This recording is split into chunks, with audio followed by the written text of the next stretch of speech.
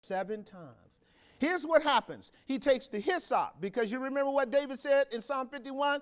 Wash me with what? Hyssop, and I will be clean. He took the hyssop. It was an Egyptian plant like a sponge that was used to absorb the blood. And he took the blood out of that basin and sprinkled that leper 7 times.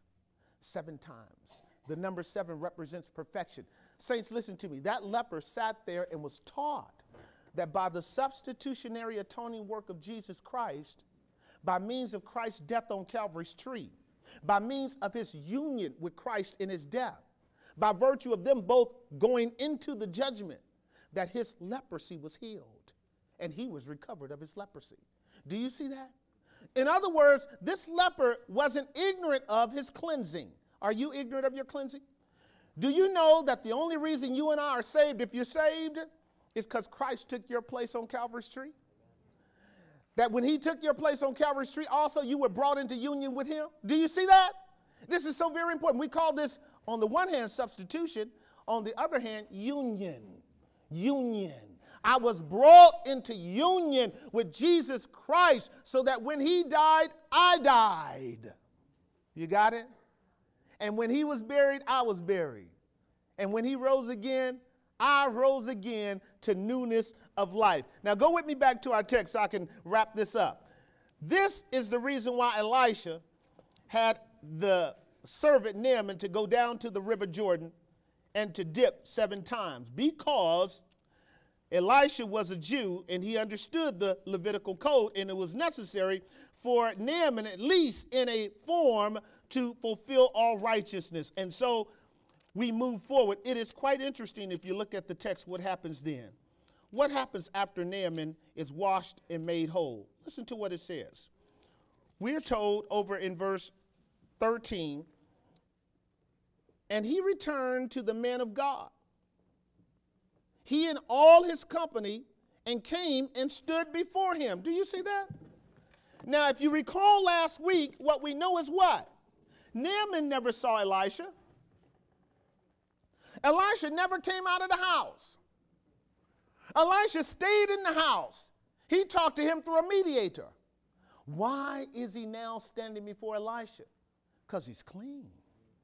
You got it? Because he's clean. He's been brought into fellowship with the true and the living God now. He's whole now. He's standing before the man who was the instrument by which his healing took place. Let's go on. There are a couple of things I want you to see. We're not through with our text. It's interesting. And our outline will tell us that he demonstrated a great deal of graciousness. He was very gracious. And you're going to see here some evidences of what it means to be healed, or saved, rather. We read over in verse 14, these words. No, verse 15. He returned to the man of God, him and all his company, and they stood before him. And he said, behold, now I know that there is no God in all the earth but in Israel. Do you see that? Now, therefore, I pray thee, take a blessing of thy servant. The natural response of the grace of God when it comes into your life is that you want to give. Isn't that right? Now, first thing that he said was this. Now I know that there is no God except the God of Israel. How did he know that? Because God healed him. God healed him.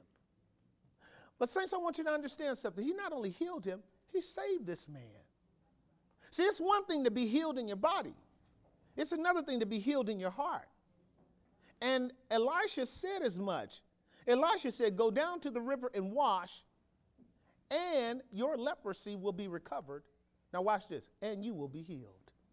Do you see it? Look at verse 10, verse 13, and verse 14. Briefly again, Elisha sent the messenger, told him, go down to the river Jordan and dip 7 times, and your flesh shall come to you again. That's the healing of the flesh. But here's the second part. And you shall be clean. Do you see that? Look over at verse 14. It was just like he said. Then he went down and he dipped 7 times in Jordan, according to the saying of the man of God, and his flesh came into him again like a little child. That man was healed, wasn't he? Now watch this. And he was clean. See, I remember David saying in Psalm 51, around verse 10, Lord, create in me a clean heart and renew within me a right spirit. And the new covenant, Ezekiel 36:25 is, I will take out the heart of stone and put in a heart of what? Flesh. And I will write my laws on your hearts and minds, and I will put my spirit within you so that you will do my commandments. I'm here to tell you, not only was this man healed, but he was saved. And his salvation was demonstrated in his gratitude for wanting to do something for the prophet. His gratitude. Not only was it demonstrated in that, it was